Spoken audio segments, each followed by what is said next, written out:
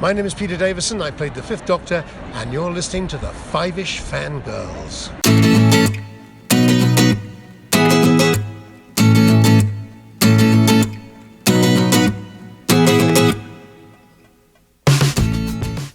The tangents this week continue all the way to episode 325 of the Five-ish Fangirls podcast. And do all 43 verses of the Dingle, Dangle, Dido song rhyme? Because how did you come up with 43 things that rhyme with Dingle, Dangle, Dido? These are the questions I have. Welcome, everyone, to this week's episode of the Five-ish Fangirls podcast. So glad you could join us. Let's start off like we do every week with the virtual table and see who's joined us this week. This is Brittany and Troy. It's Chrissy in Salt Lake City. This is Holly from Wisconsin. And this is Rachel in Indianapolis, Indiana. Hello, everyone. Hello. Happy belated birthday, Chrissy. Thank Yes. you. Yes. It was last Monday, hence the topic was my choice. But stuff happens, life happens, and Yeah, okay. life really happened that I'm not going to get into because it's personal. Well, let's just say, yeah, life happened in a rather serious way, but things are looking on the upswing. So we're going to keep that Yay. mindset of Yay. positivity going forward. For sure. Heaven knows I need it. Well, I will certainly accept another belated birthday celebration because who can have too many birthday? Yeah, say Right. you got date night with the hubby, and now you get to talk Fifth Doctor. So wins all around. Yes. So yeah, but first we need to do the news. Not a whole lot of news, but Marvel continues to treat us with trailers and things. So we got a movie poster with a full cast listing and a proper teaser, unlike that 2.5 seconds we got in that sizzle reel with the montage that we got however many weeks ago that was. But now we've gotten a proper teaser trailer for the Eternals movie. So again, I don't really know a whole lot about the Eternals, but I don't care because it's Marvel, so I'm here for it. It's all good. I am down to hang Right? with Exactly. Selma Hayek and Angelina Jolie and Kit Harington, apparently, among other people. So it looks cool for It not does. really knowing a whole lot about the source material. It looks like it's part of the MCU. So I am down to hang this fall. Well, we'll see what how it all turns out. Yep. So yeah for that. And then this is fun. I just shared this on our Facebook page.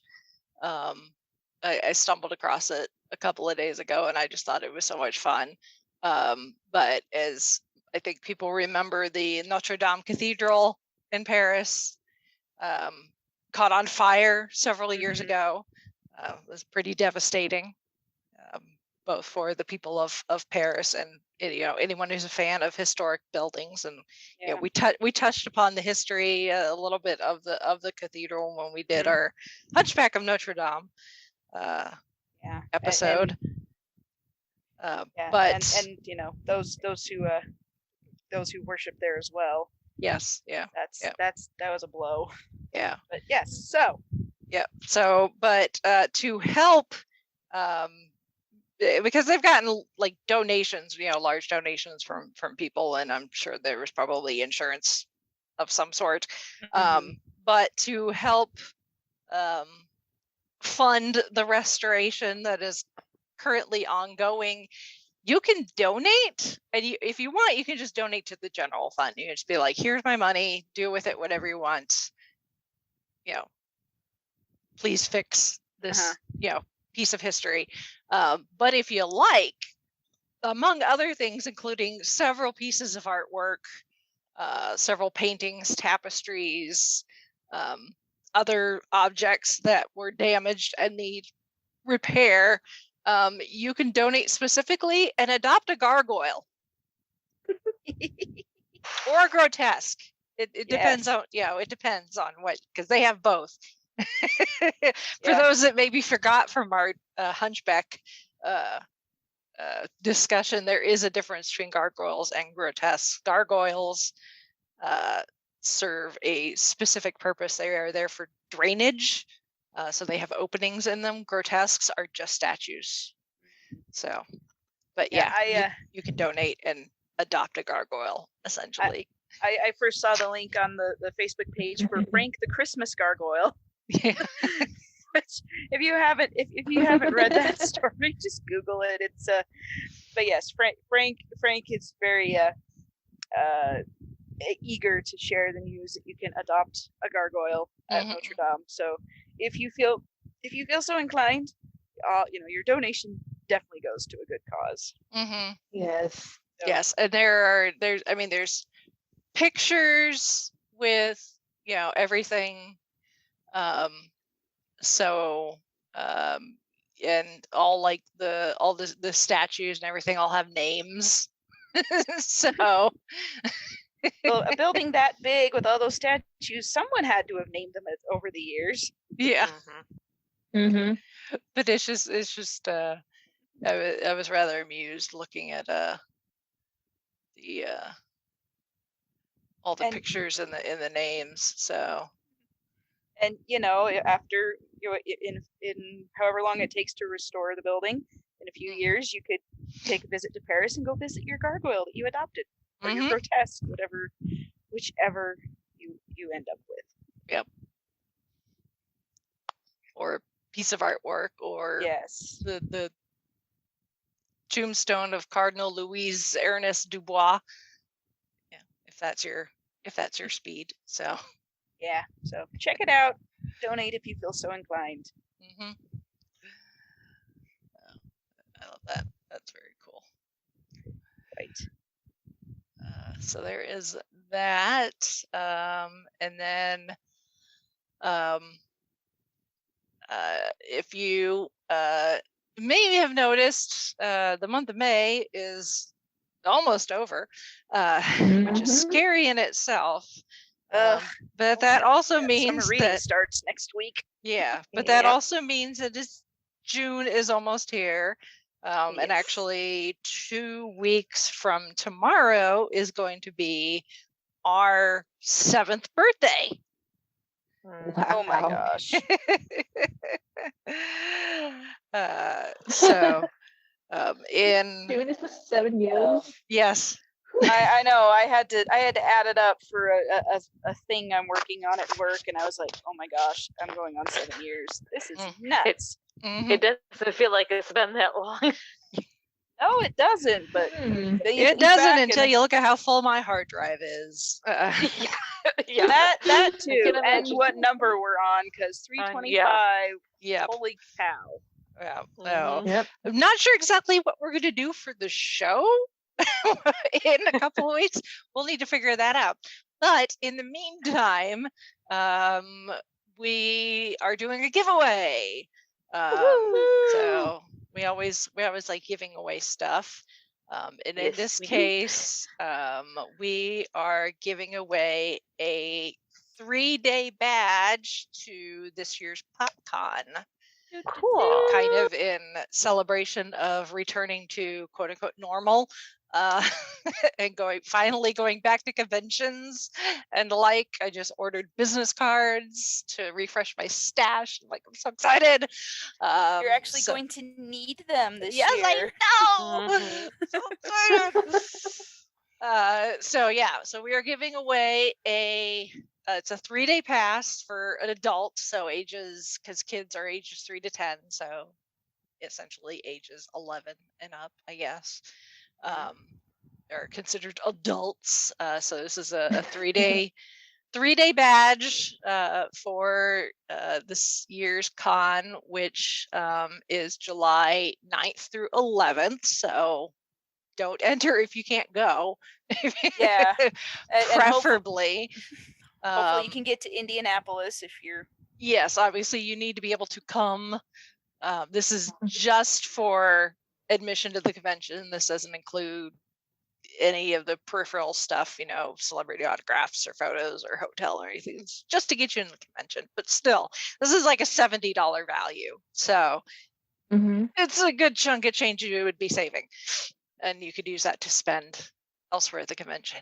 Yes. My local art. I was going to say, go blow it at Artist Alley. Yes. I mean, purchase, support your small independent businesses artists and your independent artists and show how appreciative you are of their hard work and creativity. Mm-hmm. Yes. Also known as blow it all at Artist Alley. Yeah, exactly. and I'm including myself in that because I would totally do that. Yeah. So I'm not digging on anyone else. I'm just saying. Yeah. So the contest, you go to the post on our website, and enter. It's different ways you can enter. You can get up to 3 entries. But the contest is going to run through June 6th. So hopefully we can announce our winner on that 7th anniversary show. So yeah, it's pretty straightforward. Enter, we draw your name, we'll email you the information you need to redeem it to pick up said 3-day badge, and you can go have fun at Indie PopCon. So check out those rules on our website, the5ishfangirls.com. So should be a good time. Yes. So there is that, and that is really for the news. So move on to feedback. Feedback from Shalane. And hold on to your hats. She's about to make you feel extremely old. Yep. Yes. Oh, boy. Yes, because we were talking about Oscar, and I was 30 years old. She's like, here's some other movies that came out that same year. Which several of these we already have on our list to cover at some point this year. But that includes Beauty and the Beast. That I think that one just makes me feel. I think that's the one that makes me feel the oldest, to be honest with you. It's like I can remember going to the theater to see that movie when I was 6. Same here, a little bit older, but yeah, I can remember. Yep. Yeah. And I'm like, it has not been that long. Oh crap! Yes, it has. It has. Yeah.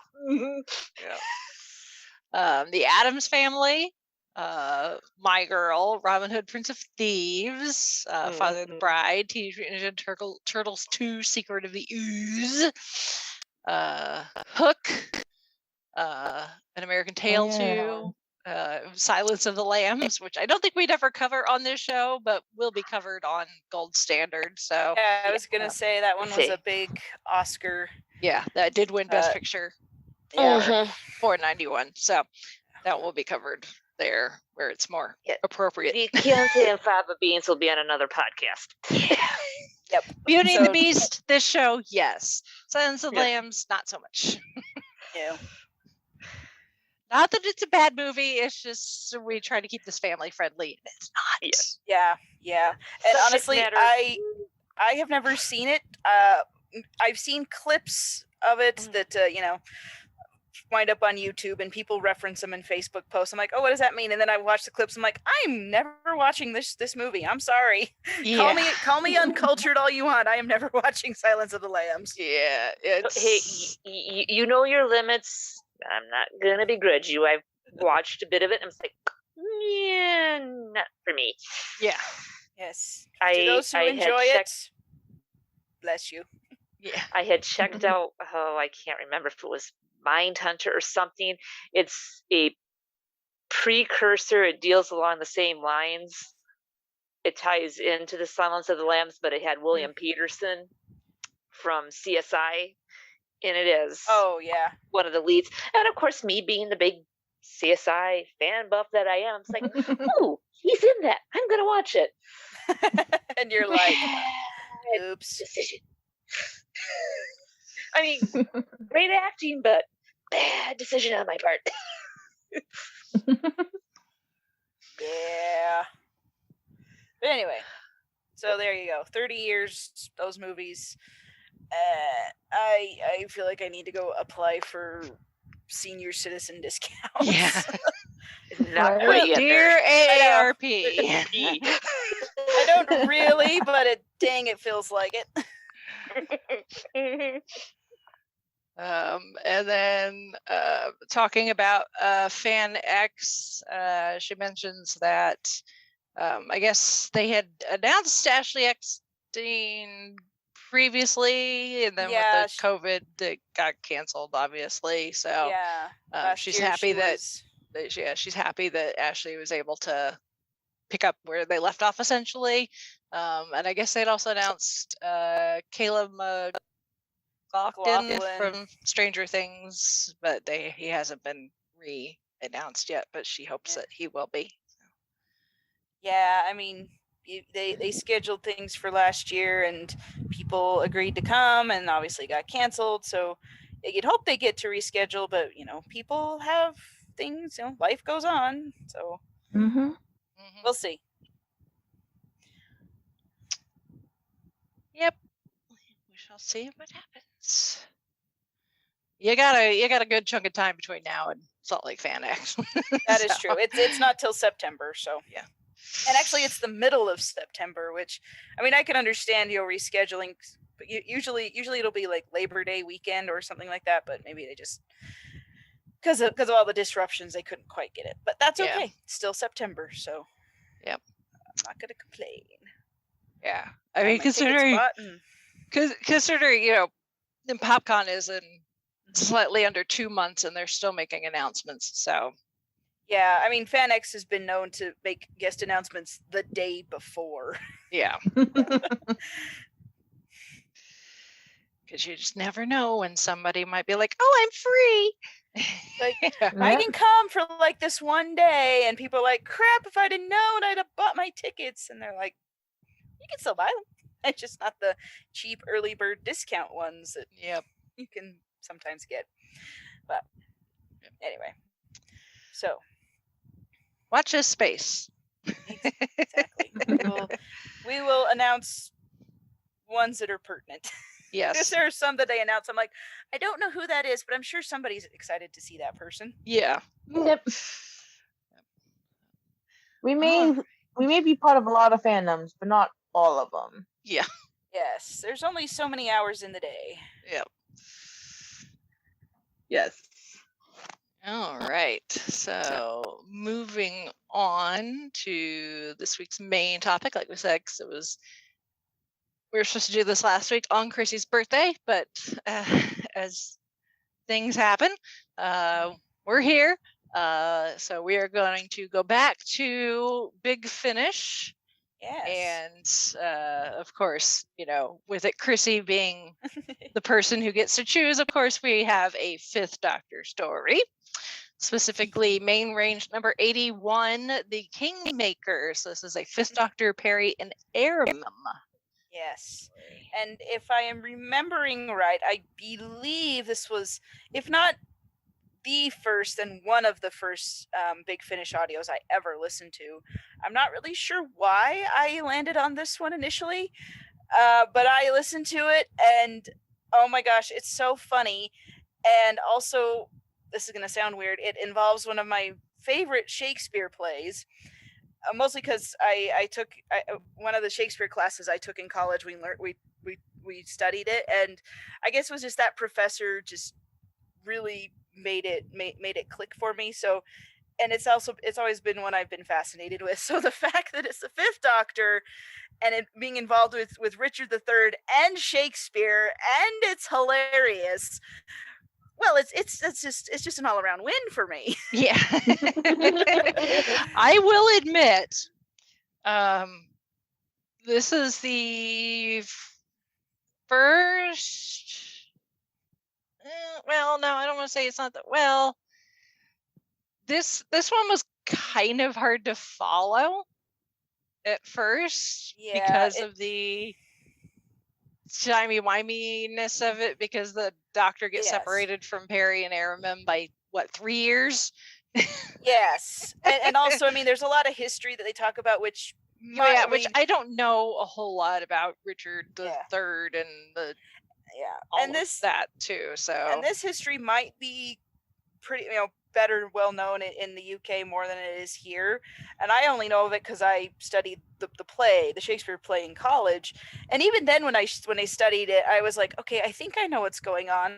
But what's fascinating about it is, and it touches on it in the audio, is that Shakespeare being a loyal to Queen Elizabeth I, and her father, she's of the Tudor line, and this is where Richard III was the guy that was defeated in order for the Tudors to come into power. Well, the worse they make Richard III, the better Queen Elizabeth and the Tudor line looks at the time. So the play is very much the historical authenticity of it comes into question, although it is a great play.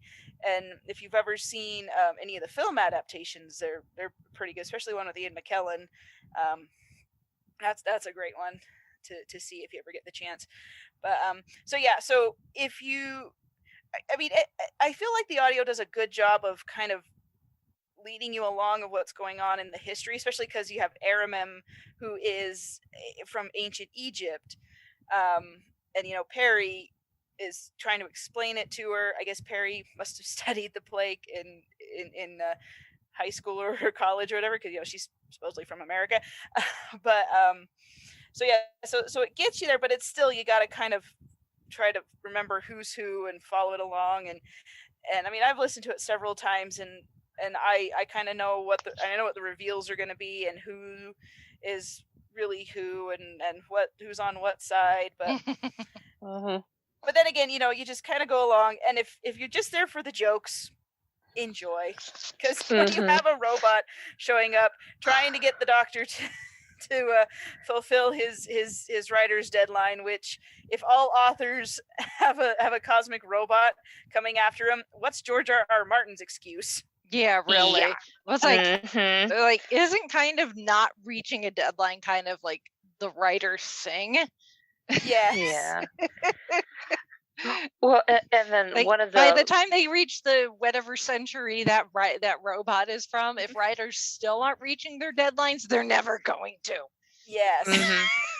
And then just one of the scenes from the later act, you can almost do a WandaVision. What's her name? They recast. Oh, they recast P8. Oh yeah. Oh, yeah. Darcy. Darcy, yes. What do you mean they recast King whoever? Yeah. No, I'm King Richard. You recast already. So and again, this audio, I mean, there's a lot of like the bit with the press conference, and there's all the gossips from the different villages. And it's just like, okay, yeah, you are seriously taking the piss on this, and it's just a blast. I love it. So anyway, Kingmaker. So it starts off with the Doctor and Perry and Aram in the TARDIS, and this robot shows up and demands that the Doctor fulfill his writing contract, because he was contracted to write historical books that they're supposed to enlighten the human mind for kids. And he's all like, well, yes, they're for children. I didn't say they weren't. And they are Doctor Who discovers.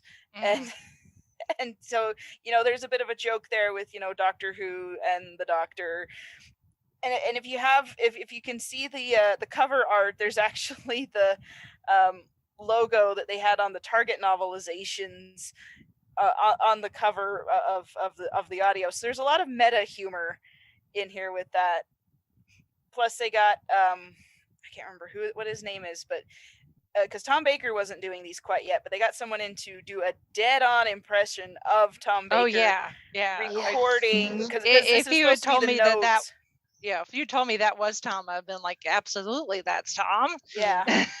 But he's supposed to be listening to a playback recording of the doctor's notes from when he was working on the book before he got bored of what he was trying to do. Now, was it just me, or did one of the actors sound like Christopher Eccleston? Oh my God! Yes, the guy playing Richard. Yeah, Richard. Yes. He sounds like Christopher Eccleston. Like I dead was on. so confused. I even looking at the cast list, and I'm like, me too. Like 3 times I went back to the cast list. I'm like, that cast list is lying. That's gotta be Eccleston. He sounds so much like Chris. It's eerie. Yes, first time I listened to this, I'm like, oh, they got Christopher Eccleston to play this. Wait a minute. Well, this came out in 2006, so this came out after Doctor Who had returned to TV. Yeah, right. So at this point, Christopher Eccleston had been the Doctor. They even reference his Doctor in here. They talk about a guy with a northern accent and big ears.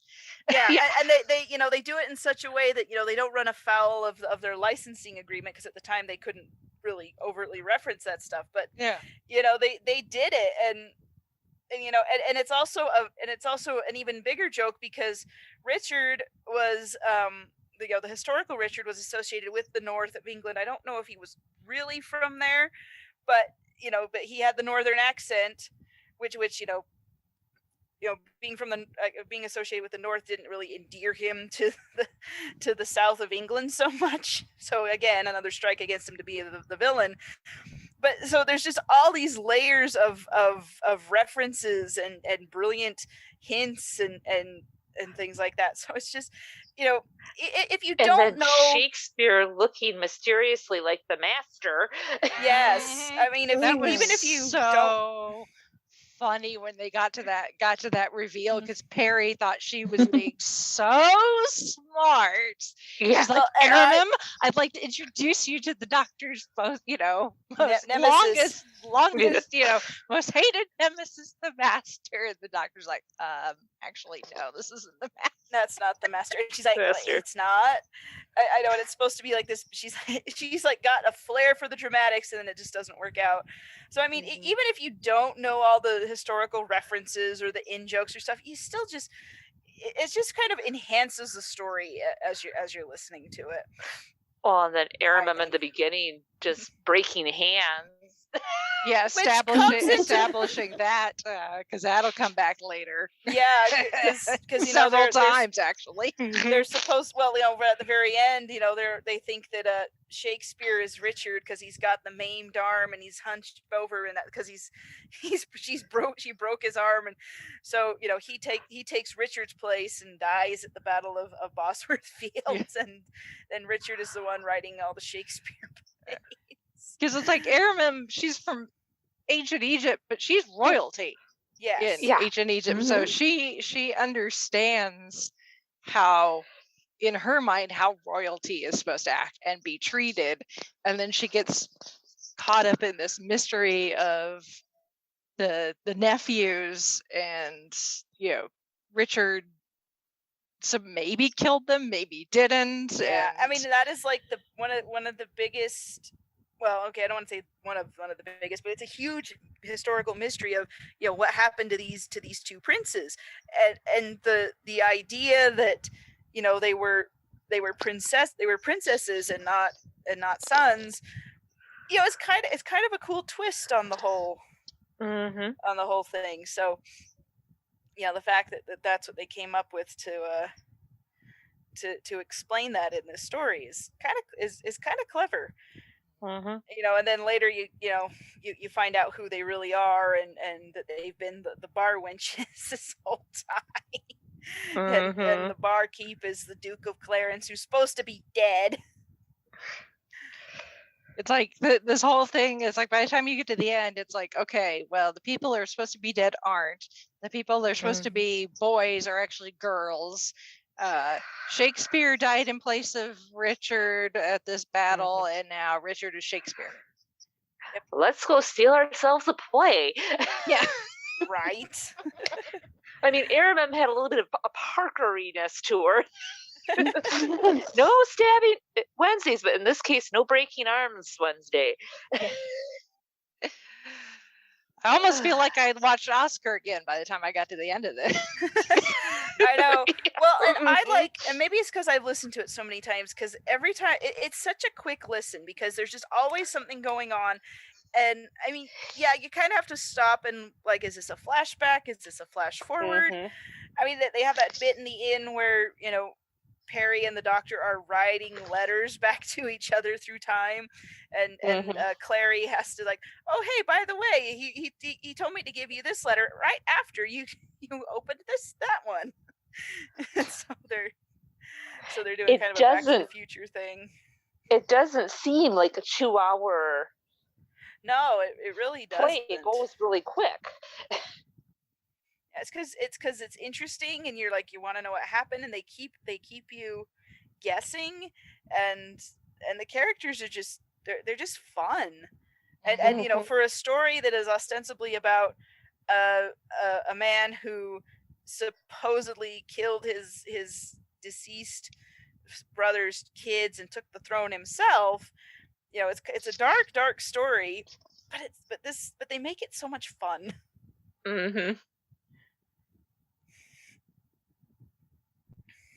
Well, yeah, after so many drinks and 43 lines of Dingle, Dangle, Dido, so...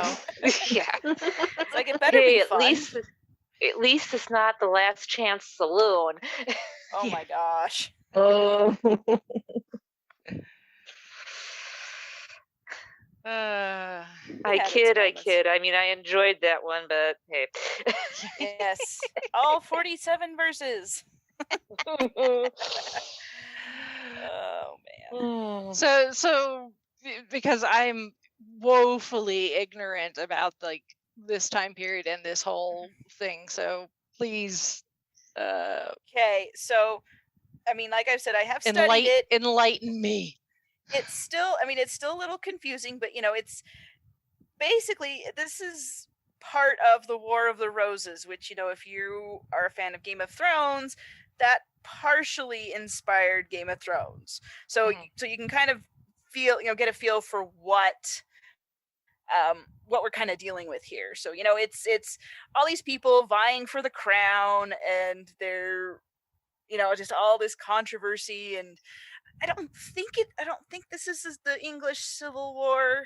But I've linked, so it's like Lancaster, York, and Lancaster and York are the two fighting, and they, like, Lancaster's emblem is the red rose, the York's is the white rose, so that's why it's called War of the Roses. They come together, and it become the Tudor line, which is a red and white rose sort of thing. So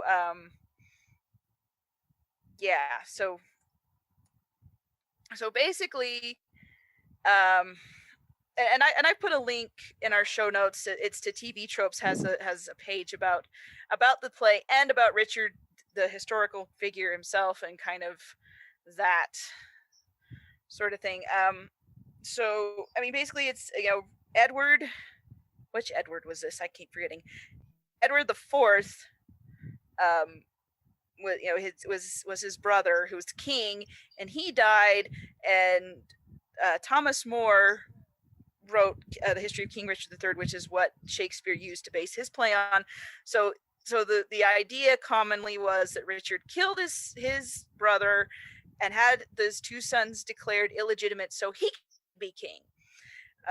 And the Shakespeare play makes him out to be this villain, and they take, he's got a hunchback, he's got a withered arm, he's got all these deformities. So even the way he looks is crooked and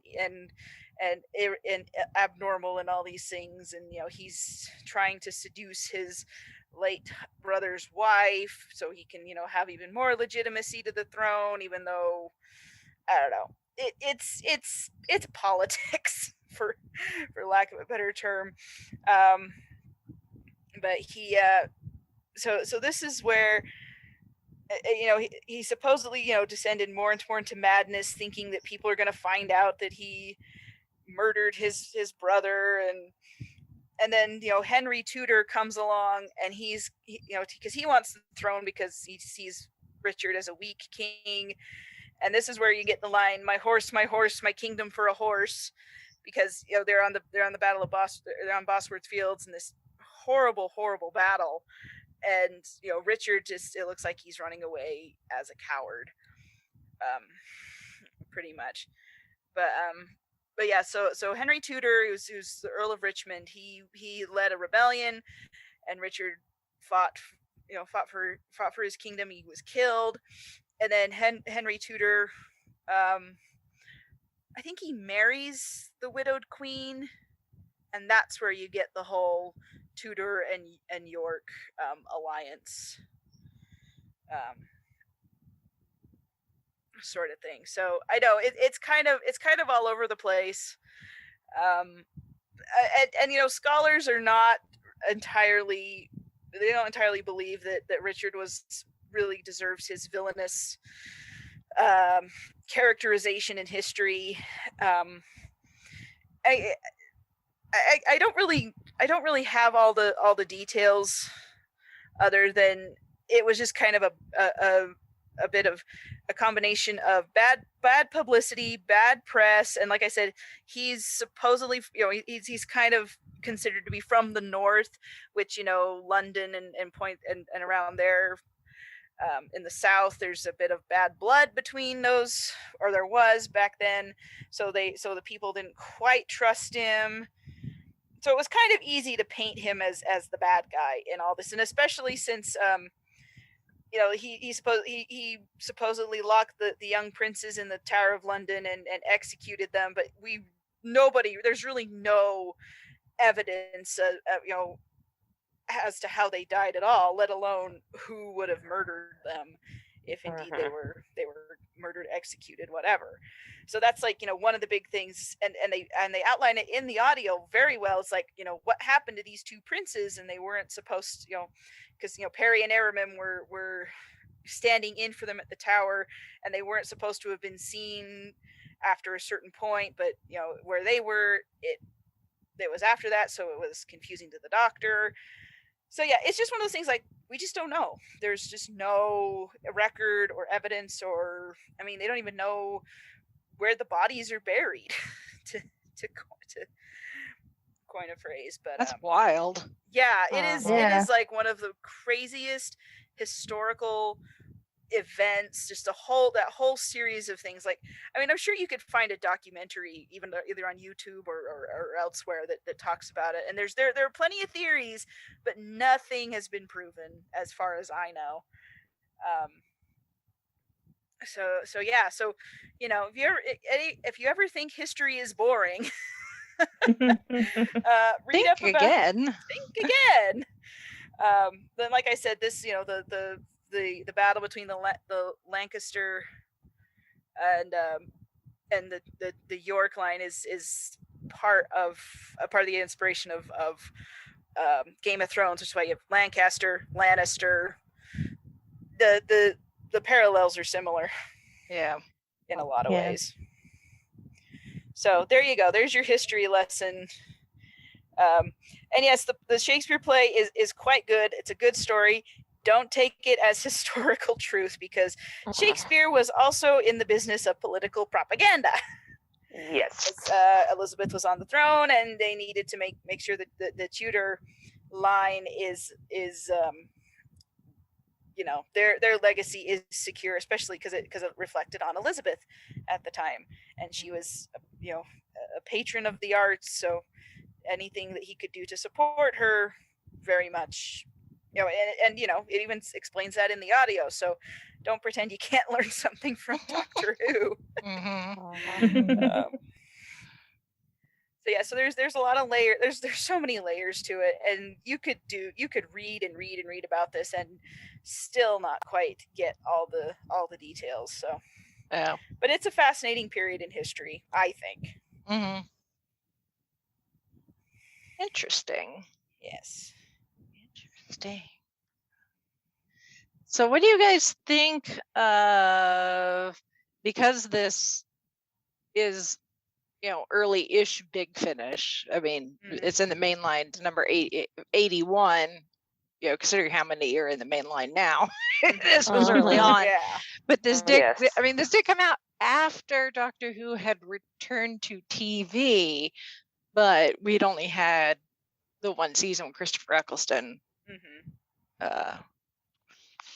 So, but what do you think about as far as the continuity and how Shakespeare fits into the greater Doctor Who canon because of this supposed switch? It's interesting because we have this one, and this came out before the Shakespeare Code, and you know how the Doctor loves to name drop and all that kind of thing. Although the Shakespeare Code, it makes it clear that was supposed to be a younger version of William Shakespeare. I'm trying to remember how old. Let's see, when in Shakespeare's career Richard III was supposed to have come out. This is not telling me. Hold up.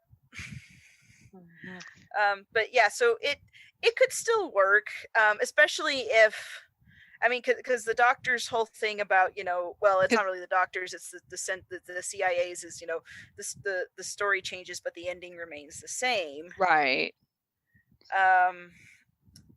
So, I don't know, it could kind of work. Okay, this says Richard III was written around 1592 and 1594. Right. And in this story, Shakespeare is supposed to have traveled from 1597 back to 1483. Shakespeare Code takes place in 1599. Right.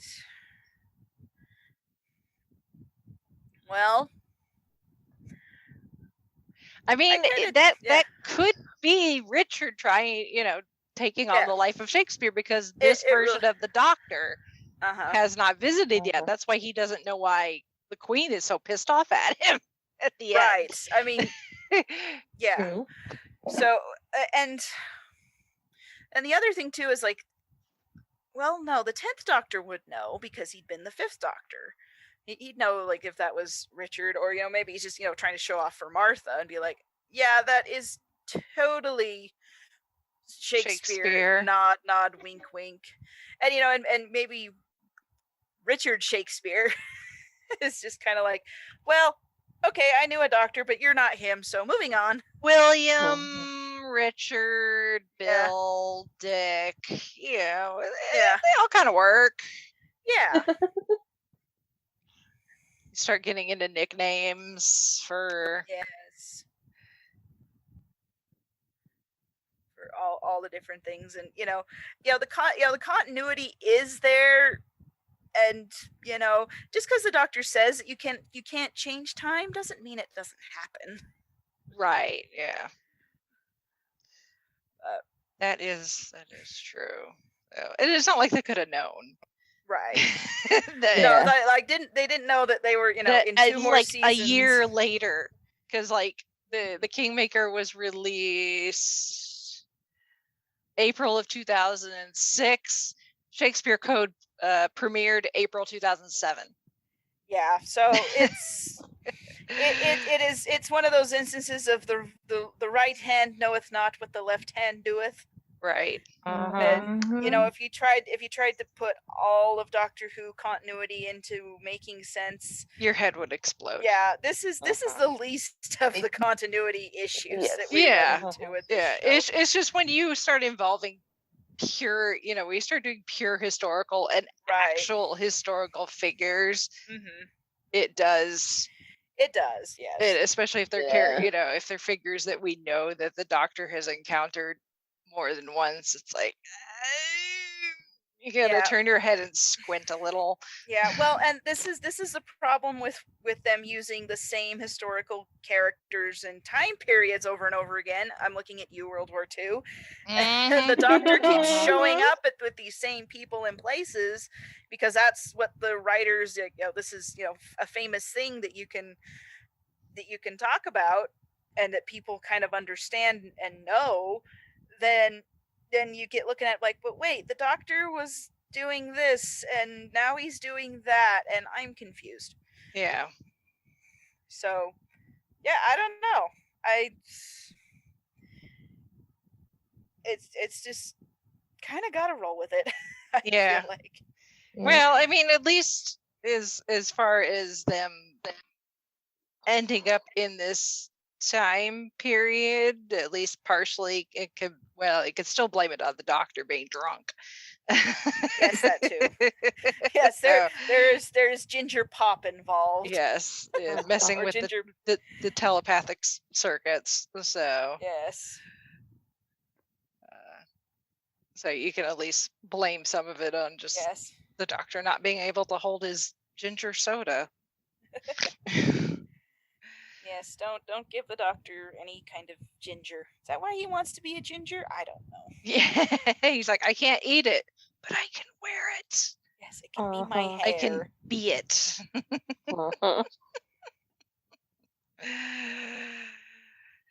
Yeah, I do love a good historical, even if I'm not necessarily familiar with the time period and what exactly happened.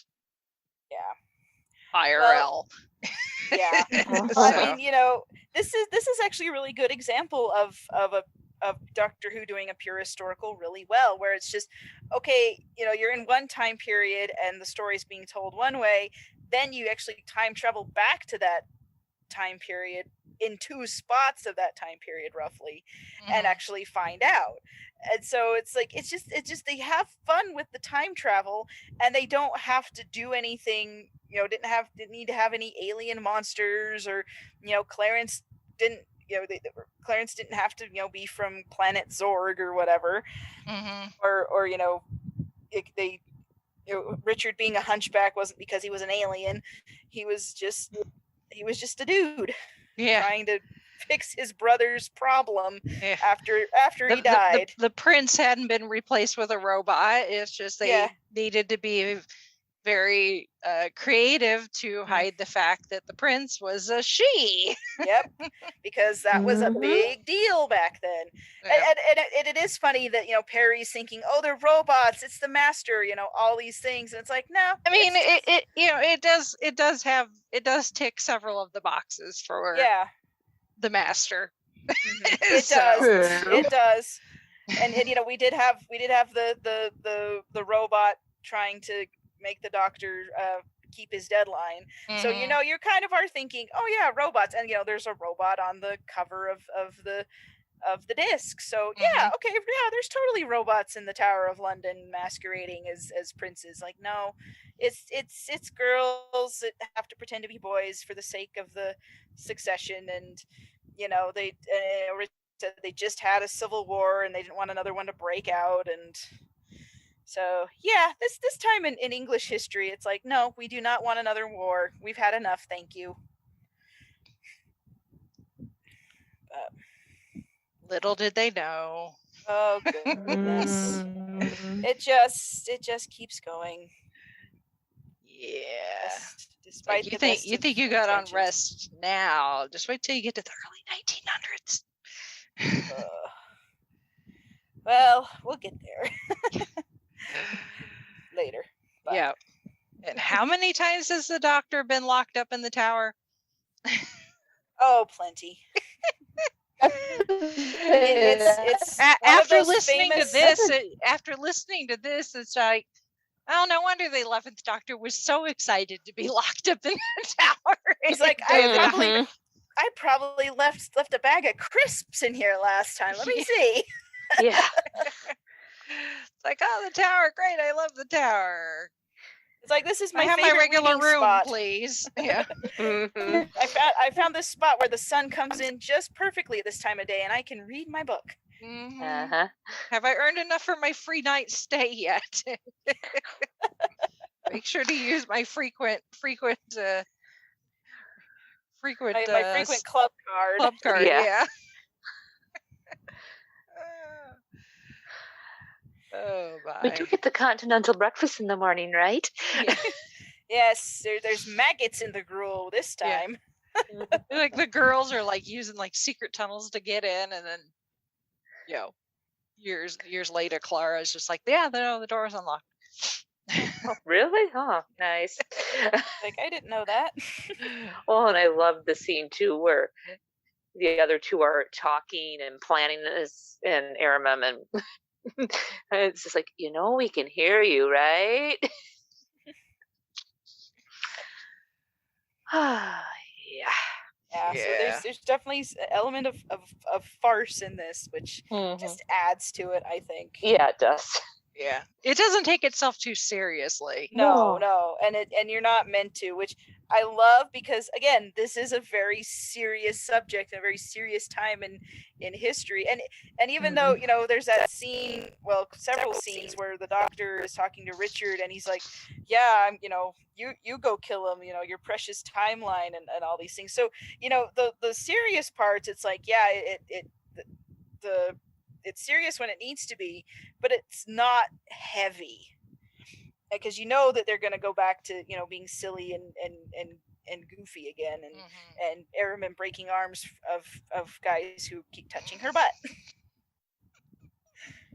which Shakespeare does, and instantly regrets it. Yeah. Don't ever touch Aramem's butt. I mean, really, just don't touch anybody's butt without permission. So right. Yes. Especially Aramem. Right. I think this was my first Aramem story. Oh, cool. I've listened to some Fifth Doctor, but I don't think it's been with Aramem, so I like her. Yes. What did you think of her?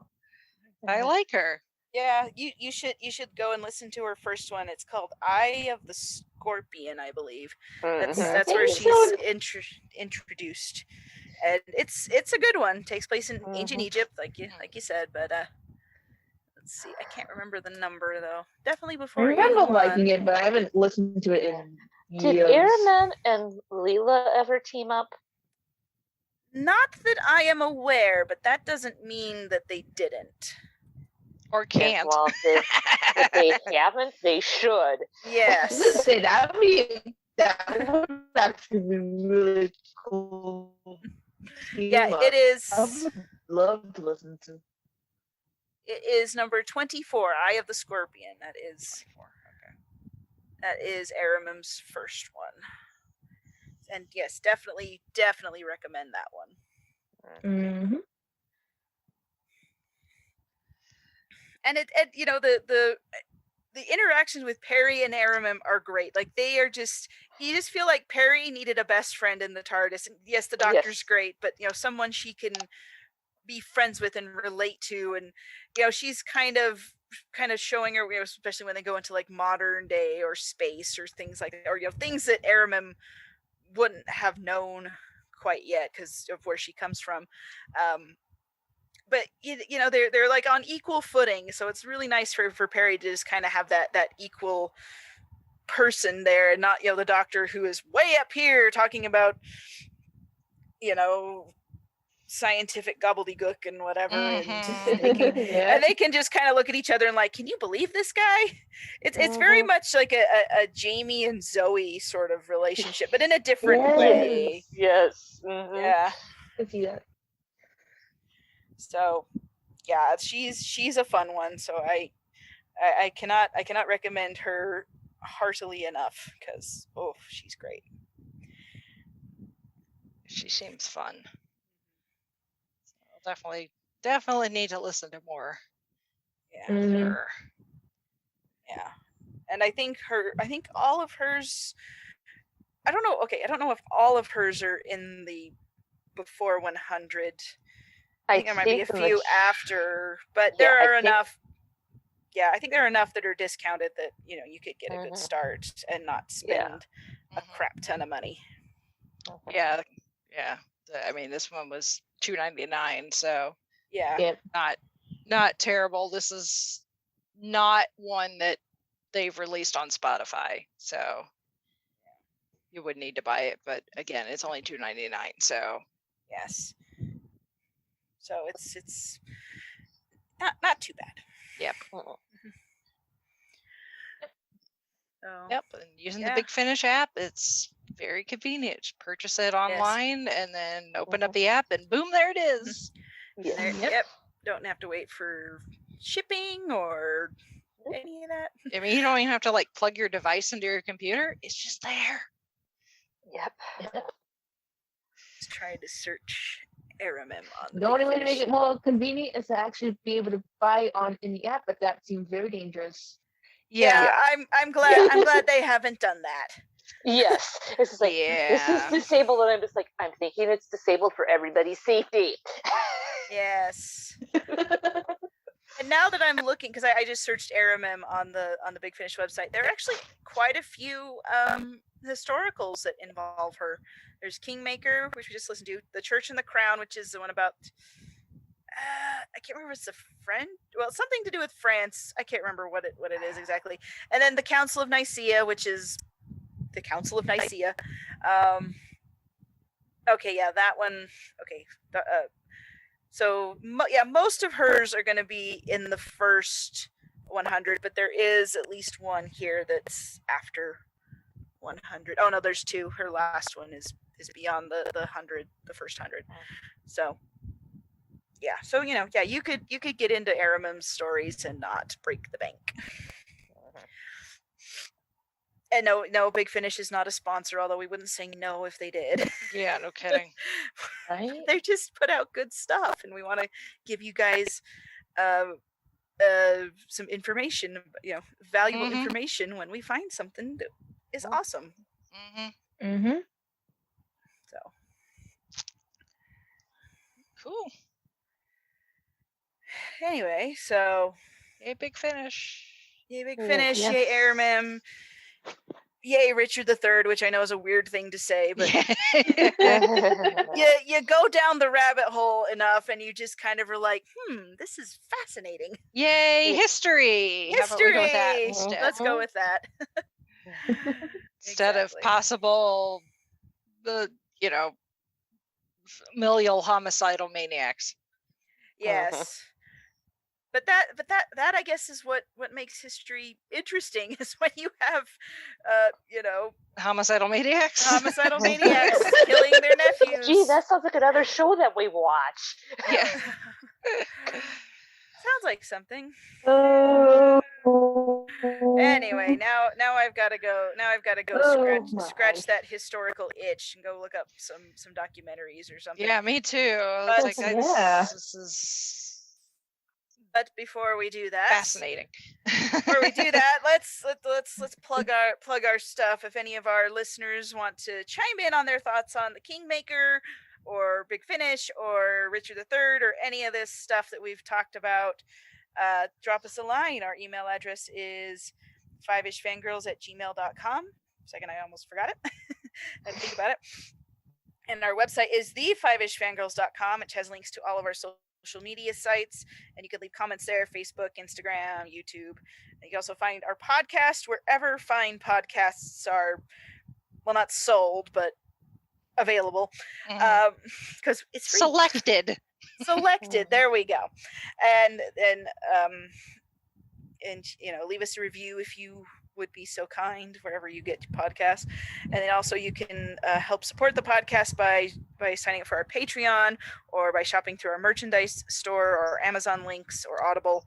And as always, we thank you for your support. We thank you for the feedback, for the comments, for the interactions, for whatever it is you do to let us know that you're out there and enjoying our stuff. We're tickled pink every time we realize we have listeners, and it's awesome. Yes. So you are enjoying the antics as much as we are, because it's almost been 7 years, y'all. But somebody, you guys, we can't do this without you. So thank you. The fact that we got to almost 7 years before we even started dipping our toe into Big Finish says something. Yeah, I think we kept saying we're gonna do it, and then it only took us almost 7 years to get to it. My goodness! Yep. And here we are, just kind of picking and choosing what we want to do, and there's a lot. There is a lot. So it is. All right. And don't forget to, if you can go, enter our giveaway for that 3-day admission to this year's Indie PopCon. And if you can't make it, at the very least, please share it so that maybe someone out there who maybe wants to go and isn't sure about maybe spending the money, here they go. Yes. They may be able to save themselves a chunk of change. Yes. And what was the deadline on that again? June 6th. June 6th. Midnight. Central time? Or Eastern Yeah, time? Eastern time. Okay. I get confused with where everybody is. Holly's in Central time. Yes. That's right. Groovy. Yeah, you're fairly straightforward Rafflecopter entry setup that most people use it, and it's got the countdown timer on there, so and it tells you exactly what you need to enter as far as information to be have a proper entry. So but yeah, if you have questions, send us an email. Yes. Someone will get back to you within 5 to 7 business days. No, I'm kidding. It wouldn't be that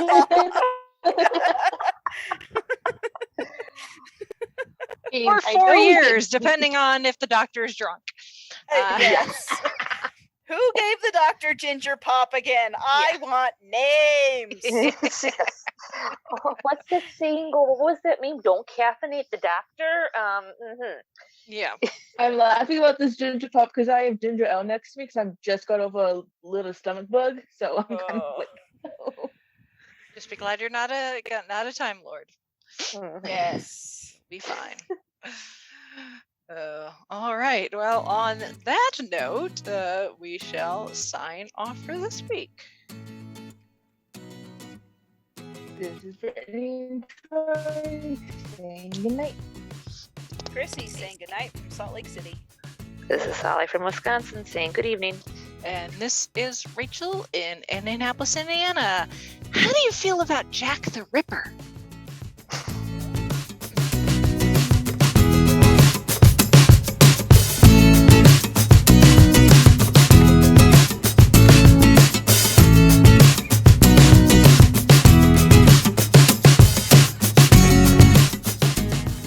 Listening to the Five-ish Fangirls podcast.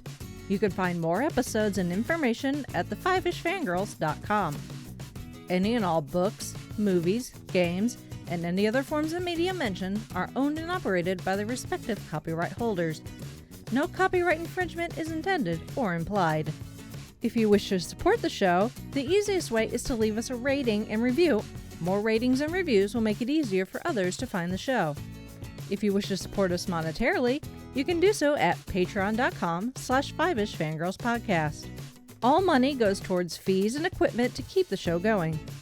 For official Five-ish Fangirls merchandise, visit redbubble.com/people/5ishfangirls.